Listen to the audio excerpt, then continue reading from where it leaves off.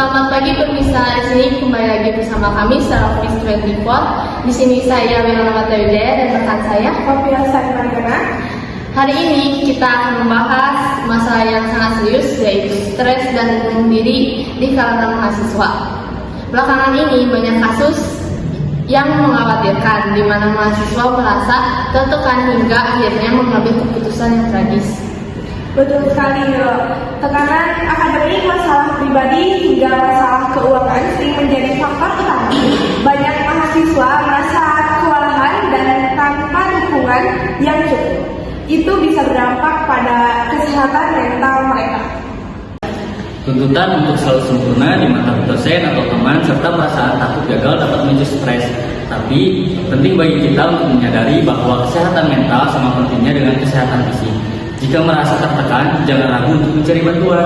Betul Jaki, di banyak kampus sudah ada layanan konseling yang bisa membantu kita. Tapi selain itu, kita juga harus tahu cara mengelola stres. Misalnya dengan berbicara dengan teman, berolahraga, atau mencari waktu untuk beristirahat. Selain itu, menjaga keseimbangan hidup juga sangat penting. Banyak mahasiswa yang terjebak dalam rutinitas yang monoton, seperti belajar, tugas, dan ujian, sehingga lupa untuk bersosialisasi dan menikmati hidup. Padahal, berinteraksi dengan teman dan melakukan aktivitas yang kita nikmati bisa mengurangi tekanan. Betul sekali, sama pentingnya kita juga perlu belajar mengelola ekspektasi. Tidak semuanya harus sempurna. Menghadapi kegagalan atau rintangan itu normal. Dan yang penting adalah bagaimana kita bangkit dan belajar dari pengalaman tersebut. Akhir kata, mari kita semua peduli terhadap diri sendiri dan orang sekitar kita. Jangan sampai terlambat untuk mencari bantuan karena kesehatan mental yang baik akan mendukung kita untuk lebih berproduktif lagi. Dan mendukung kita juga untuk bahagia menjalani kehidupan di kampus. Terima kasih banyak pemirsa atas waktu dan perhatiannya. Semoga informasi ini bisa bermanfaat dan kita semua bisa saling mendukung untuk menjaga kesehatan mental kita. Sampai jumpa di kesempatan berikutnya. Platform digital The Conversation melakukan penelitian dengan lembaga lain tentang gangguan kesehatan mental di Indonesia pada bulan Oktober 2022.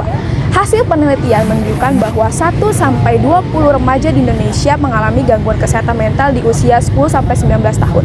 Lalu Kemendikbud melakukan penelitian pula mengenai gangguan kesehatan mental di Indonesia yang menghasilkan data bahwa kalangan mahasiswa itu rentan sekali mengalami gangguan kesehatan mental di usia 19-25 tahun.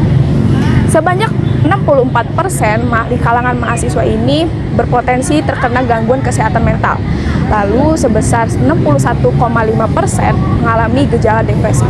Tanda-tanda kecemasan yang dialami oleh mahasiswa diantaranya itu adalah kecemasan yang berlebih, sulitnya berinteraksi sosial, dan susahnya mengatur pola makan dan pola tidur.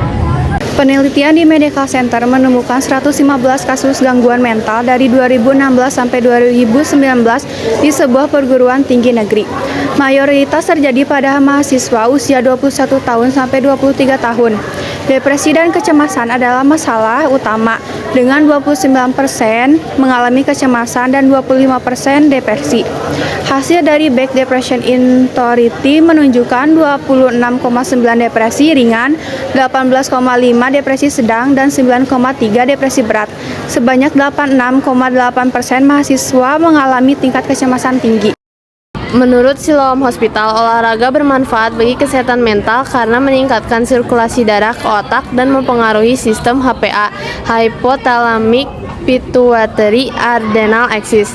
Aktivitas fisik dapat melepaskan neurotransmitter dan hormon seperti serotin, dopamin, dan endorfin yang membantu meningkatkan suasana hati dan mengurangi rasa sakit. Jurnal oleh I Gusti Ayu Putus Satya Laksmi dan Desak Made Aridwi Jayanti menunjukkan bahwa aktivitas fisik dapat mencegah gangguan mental seperti depresi dan kecemasan serta mengurangi gejala gangguan mental.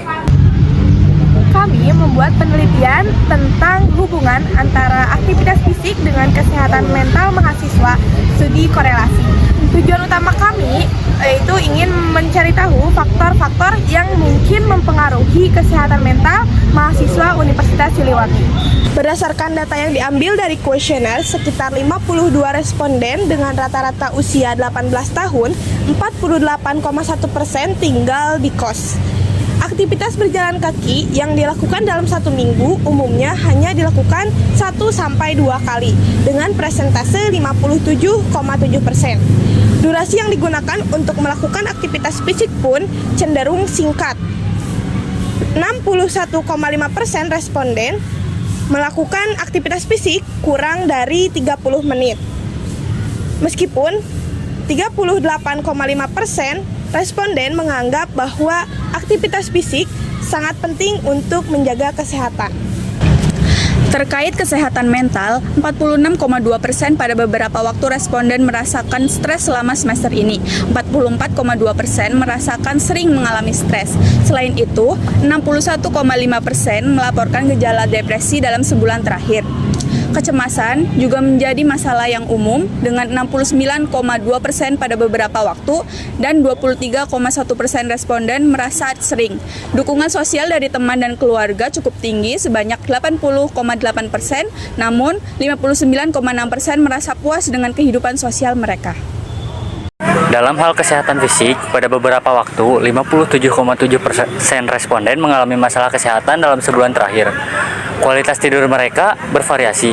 48,1% menganggap tidur mereka cukup baik, sedangkan 34,6% merasa buruk. Mereka sadar bahwa 90,4% percaya bahwa aktivitas fisik mempengaruhi kesehatan fisik mereka. Namun, banyak yang jarang melakukan pemeriksaan kesehatan. 69,2% tidak pernah melakukannya. Sayangnya, motivasi untuk berolahraga secara teratur berada di tingkat sedang, yaitu 42,3%. Alasan mereka untuk melakukan aktivitas fisik sangat bervariatif. Sebagian besar, 7,7% merasa malas dan tidak ada waktu luang ketika berolahraga. 59,6% merasa bahagia kadang-kadang dan 86,5% merasakan perubahan positif dalam kesehatan mental setelah melakukan aktivitas fisik.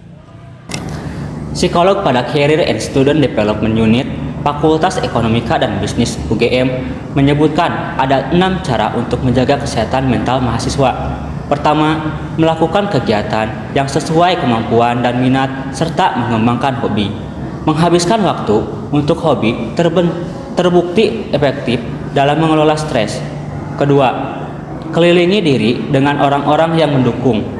Berada di lingkungan pergaulan yang mendukung akan membawa energi positif pada diri, sehingga berpengaruh pada kondisi mental. Ketiga, menjaga kebugaran tubuh dengan melakukan olahraga, tidur yang cukup, serta makan makanan yang bergizi dan teratur. Keempat, mengenali perasaan diri sendiri dan mengekspresikan dengan cara yang tepat. Mengakui perasaan dan emosi seperti kecemasan maupun kesedihan merupakan bagian dari upaya dalam menjaga kesehatan mental tanpa menyalahkan diri sendiri atas perasaan yang muncul. Kelima, bicarakan perasaan dan keluhan yang dirasakan dengan seseorang yang dapat dipercaya. Dengan bercerita atau berbicara kepada orang yang dapat dipercaya bisa membantu meringankan beban dan mengurangi stres. Keenam, ikut aktif dalam kegiatan sosial. Dengan aktif pada kegiatan sosial, memberikan peluang untuk membangun koneksi sosial, persahabatan, hingga memberikan kesempatan untuk saling mendukung.